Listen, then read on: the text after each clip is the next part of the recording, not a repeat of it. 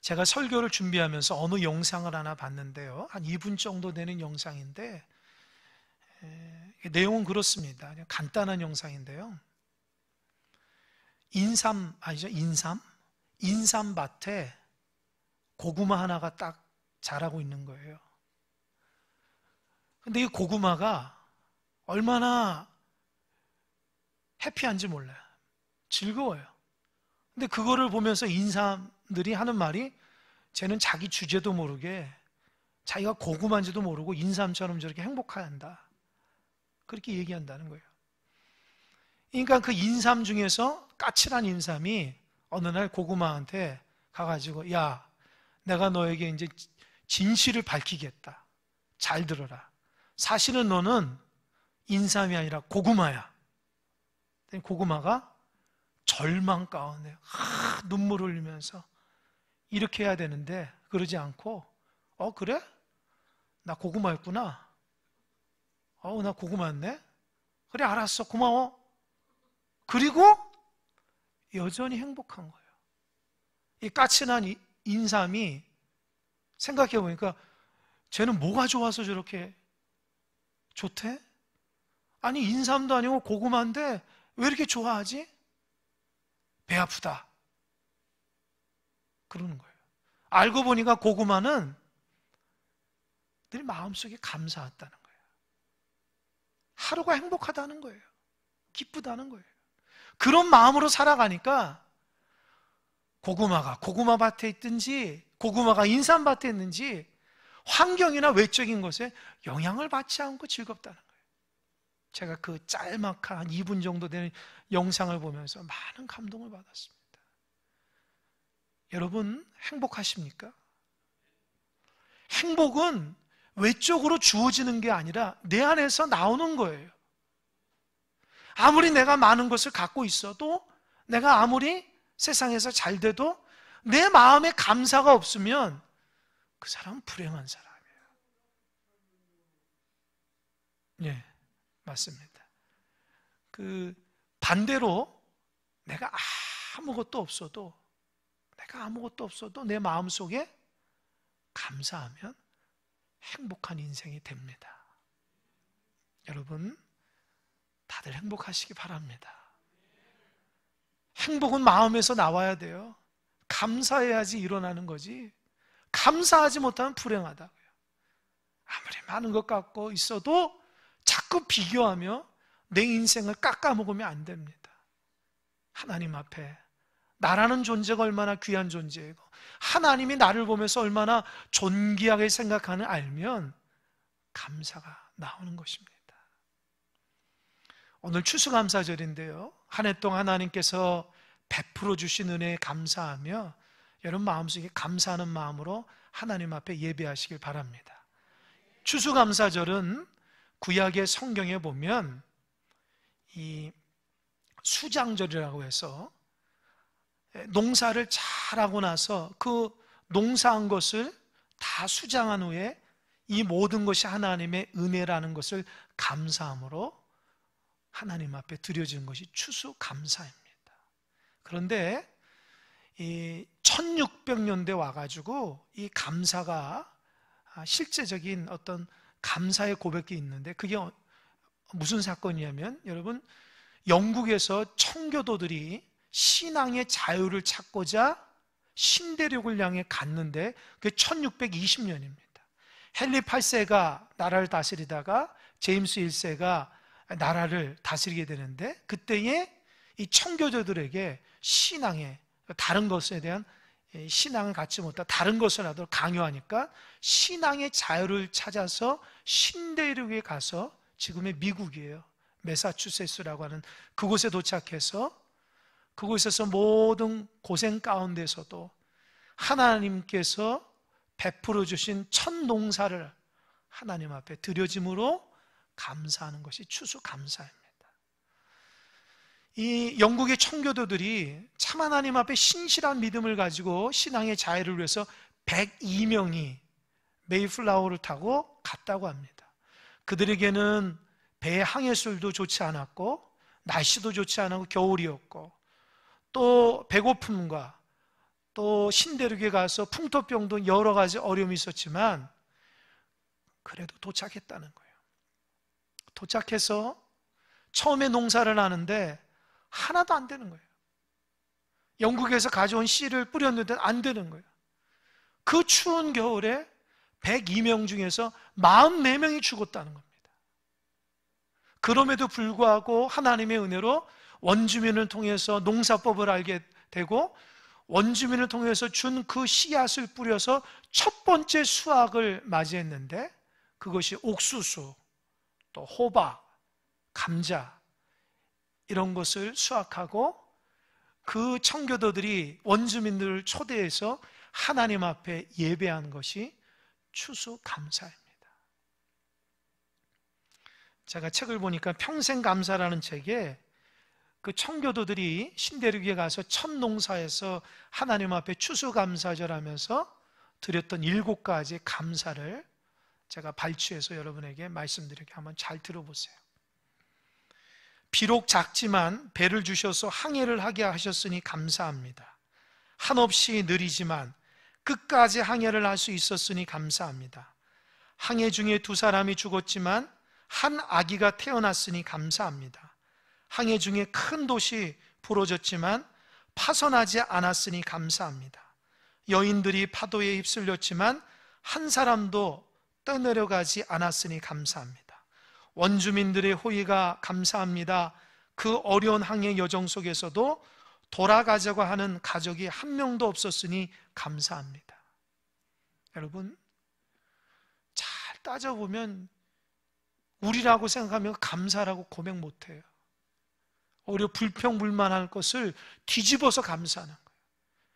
제가 이 7가지 감사를 보면서 이들은 우리가 갖지 못하는 절대 감사를 갖고 있구나.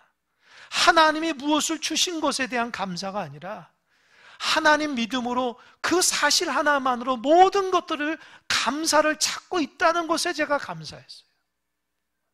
여러분, 감사는요, 찾아야 됩니다. 감사를 발견해야 됩니다. 하나님께서 나에게 주신 것들을 내가 보물 찾듯이 발견해야 돼요. 그 발견하지 않으면 나는 불행하고 왜 나에게 이런 일이 있나, 그런 것으로만 인생을 살아가게 된다는 겁니다. 그래서 이들의 감사를 통해서 야, 그렇구나, 힘들고 어려워도 감사를 발견하며 하나님 앞에 고백해야 되겠다, 그런 마음을 갖게 됐습니다. 여러분, 감사라는 것이 뭔지 압니까? 따라해 보세요. 고맙습니다. 고맙다는 거예요. 고맙다는 거예요. 누가 나에게 호의를 베푼 거나 도움을 줬을 때에 그 사람이 어떻게, 누구에게, 나에게 이런 일을 해서 감사합니다, 고맙습니다, 이게 감사거든요. 여러분, 하나님께서 나에게 어떠한 일을 해주셨다는 것을 알 때에 감사가 나올 수 있는 거예요. 반대로 하나님 앞에 감사하지 못한 사람은 하나님이 누군지를 모르고 하나님이 나에게 해주신 것을 기억하지 못하기 때문에 감사하지 못하는 거예요. 여러분, 하나님께 감사하십니까? 감사하다는 것은 하나님이 누군지를 알고 하나님이 나에게 어떤 일을 했다는 것을 구체적인 경험을 통해서 아는 사람만이 하나님 앞에 감사할 수 있는 거예요. 제가 올 한 해 하나님 앞에 감사한 그 부분을 제가 얘기해 드릴게요.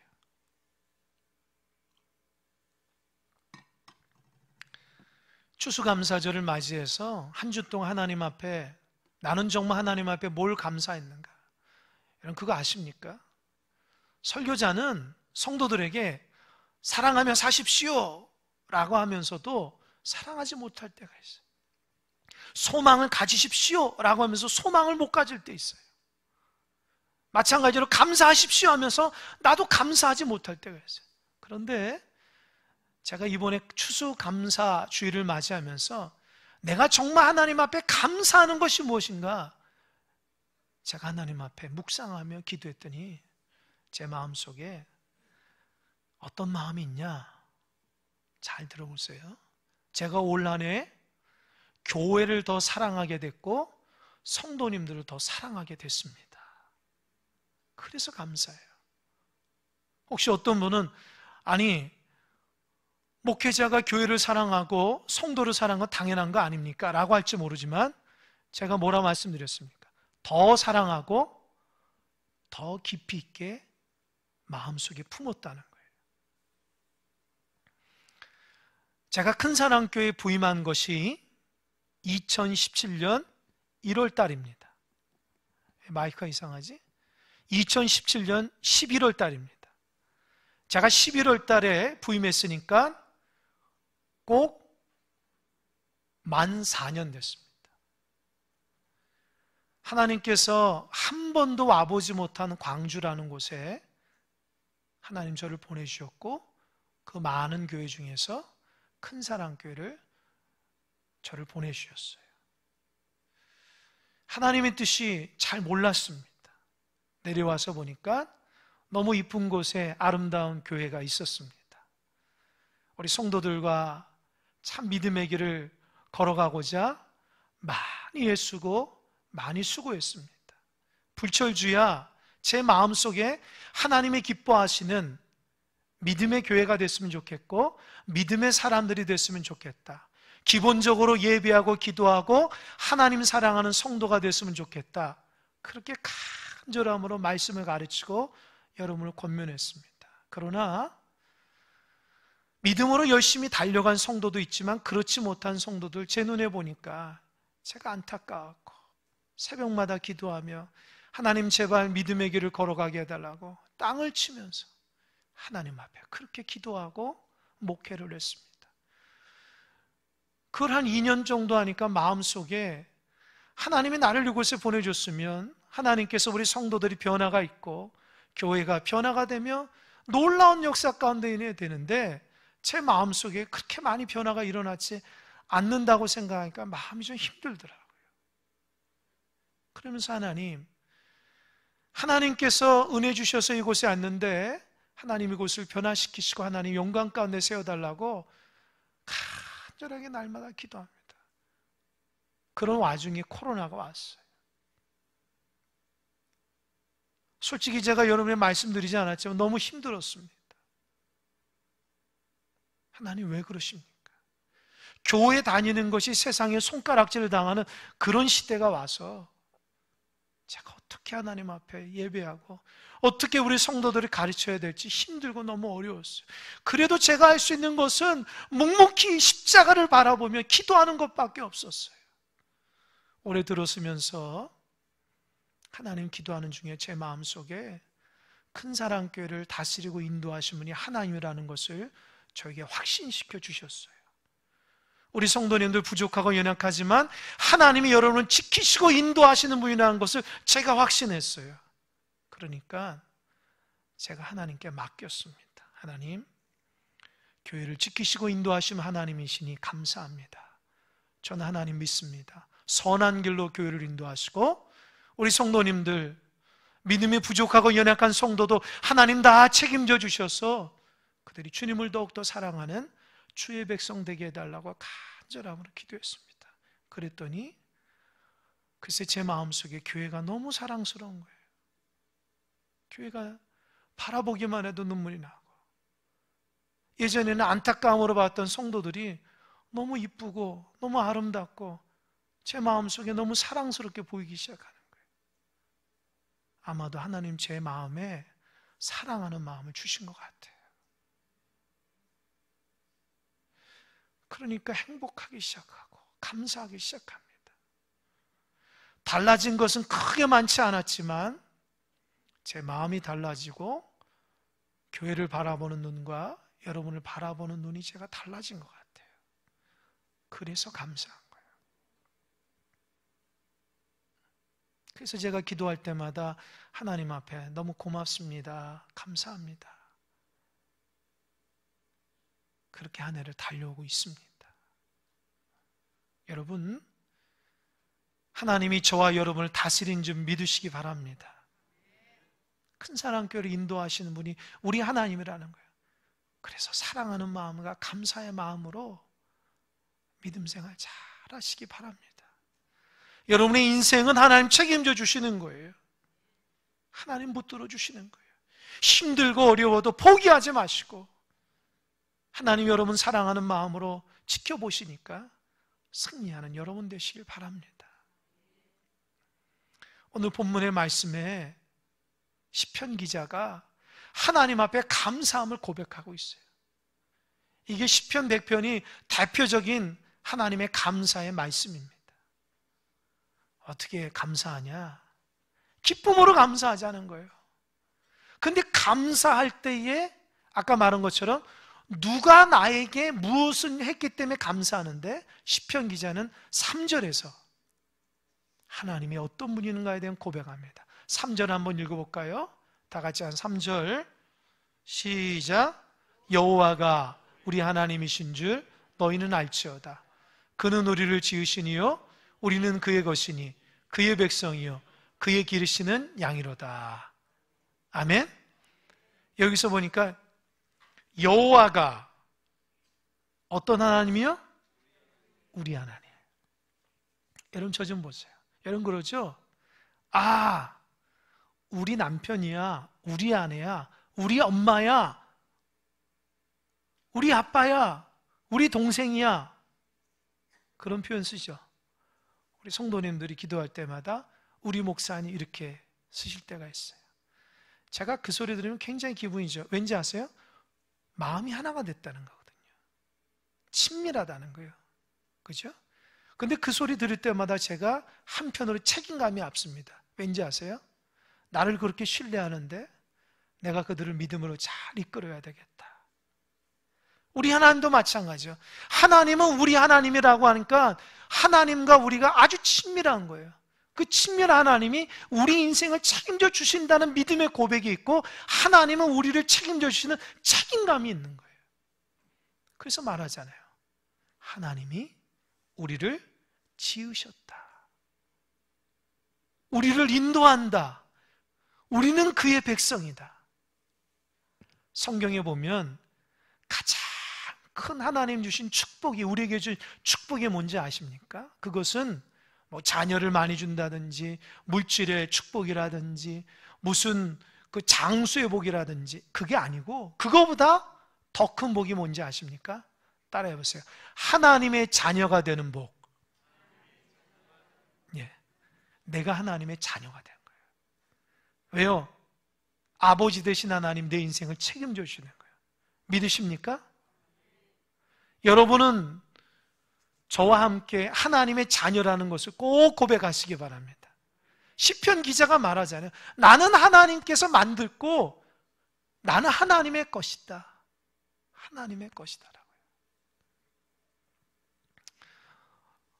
어제 유튜브에서 가끔씩 제가 동물 영상을 좀 보는데 어떤 동물을 보니까 이 동물이 사냥개인데 그 TV에서 했던 거 이게 짤막하게 유튜브에서 나온 건데요. 그 사냥개를 그 산에서 이렇게 발견해가지고 키우는 거예요.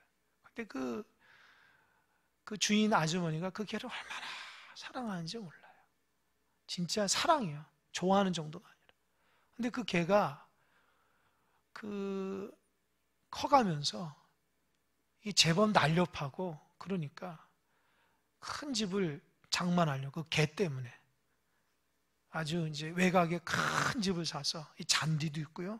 집도 좋더라고요. 그 집에 들어가니까 그 큰 데를 개 키우는 데로 만든 거예요. 사람은 조그만 방에 살고 그냥 개는 엄청 큰 방에 살더라고요. 근데 그 개가 그 아주머니가 그 개를 키우는데 목줄 하는 거 싫어해요. 개는 자유롭게 키워야 된다. 근데 그 개가 자꾸 담을 뛰어넘어서 도망가는 거예요. 그 도망가니까 그 아주머니는 그 개를 찾으려고 하루 종일 다니는 거예요. 이름을 불러가면. 그러니까 그 사냥개는 그 주인이 부르면 또 도망가고. 근데 결국에는 찾았어요. 하루에 뭐 많게는 4-5번 도망가면 그걸 또 찾느냐.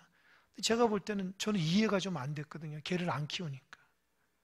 근데 그 아주머니가 울면서 그 도망간 개를 찾으면 쓰다듬으면서 막 때리면서 이놈아 내가 널 얼마나 좋아하는데 도망가냐고 막 끌어안고 울더라고요. 저는 조금 이해가 안 됐어요. 왜냐하면 개를 안 키우니까. 근데 여러분, 제가 말씀 묵상하면서 여러분, 우리 개, 고양이도 그렇게 사랑하는데 하나님이 우리를 얼마나 사랑하겠어요? 그런 거하고 비교가 안 된다고요. 우리 마음 깊은 곳을 사랑한다고요. 내가 너를 얼마나 사랑하는지 아냐? 내가 너를 얼마나 좋아하는지 아냐? 너 힘들고 어려운 거 내가 다 안다. 너 걱정하지 마. 내가 너 붙들고 있으니까 방황하지 마. 그렇게 하나님 말씀하시는 거예요.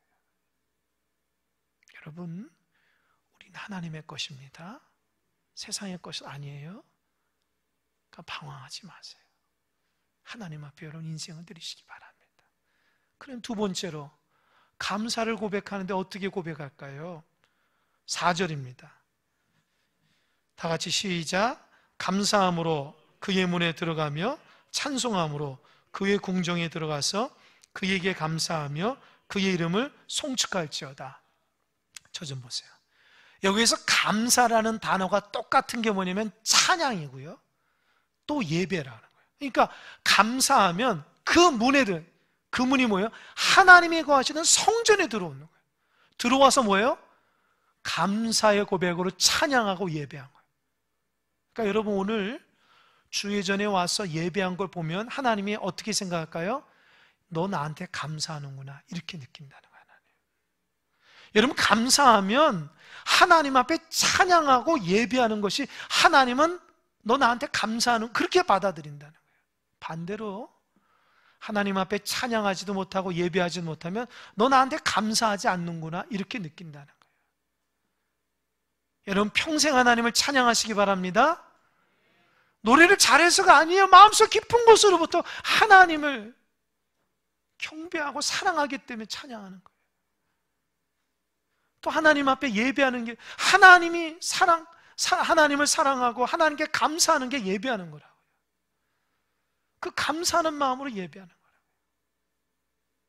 세 번째로, 여러분, 하나님 앞에 감사가 계속해서 이어질 수 있는 이유가 뭘까요? 5절입니다. 5절 다 같이 읽어볼까요? 시작.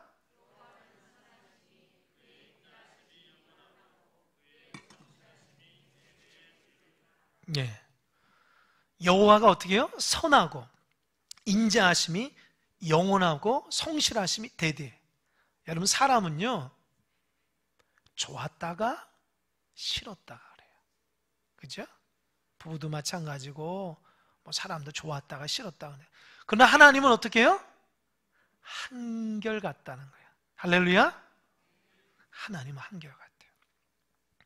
우리는 누가 나한테 잘해주면 좋고 나한테 못하면 나도 그렇고 그러지만 하나님은 그러지 않아요. 우리가 하나님의 부족해도 하나님은 한결같이 우리를 바라보는 거예요. 하나님은요, 우리를 바라볼 때에 인자와 선함으로 성실함으로 한결같다는 거예요. 그래서 좋으신 분이에요. 그래서 그분 앞에 날마다 감사할 수 있어요. 왜요? 누가 뭐래도 하나님은 내 편이기 때문에, 누가 뭐래도 하나님은 나를 좋게 보시기 때문입니다. 사람들은 나를 볼 때에 감정을 가지고 자기의 생각대로 바라보지만 하나님은 그렇게 하지 않아요. 내가 잘하고 못하고를 떠나서 하나님은 내가 자녀이기 때문에 나를 사랑해 주시는 거예요. 그래서 감사하는 겁니다. 여러분, 앞으로 감사하시기 바랍니다. 마지막으로, 감사의 반대가 뭔지 아십니까? 염려예요, 염려. 혹시 여러분 마음속에 염려가 많으신 분이 있어요? 그 말은 뭘까요? 하나님을 가까이 가면 감사가 나오는데 하나님을 멀어지면 염려한다는 거예요. 내가 하나님 없이도 잘 살 수 있다? 해보십시오. 염려가 넘쳐날 겁니다. 어떻게 하나님 없이 잘 살아요? 반대로 내가 하나님 안에서 믿음으로 살겠다? 그러면 염려가 떠나는 거예요. 여러분, 살아가면서 염려가 많으신 분이 있으면 하나님을 조금 더 가까이 해보시기 바랍니다. 그러면 어느 순간 마음에 감사와 기쁨이 있어요. 인생이 즐겁다고요. 그러나 정말 여러분 염려로 살고 싶습니까? 불행하게 살고 싶으면 점점 하나님 멀어져 가시기 바랍니다. 마음속에 기쁨이 없어요. 늘 비교한다고요. 하나님 주신 것도 다 잊어버린다고요. 감사가 넘쳐나야 돼요. 기쁨이 넘쳐나야 돼요. 여러분, 우리 큰사랑교회 모든 성도님들은 감사가 넘쳐나시길 바랍니다. 하나님이 어떤 분인가를 알고 그 좋으신 하나님께 내 마음을 드리며 멋진 인생들이 되시기를 주님의 이름으로 축원합니다. 기도하겠습니다.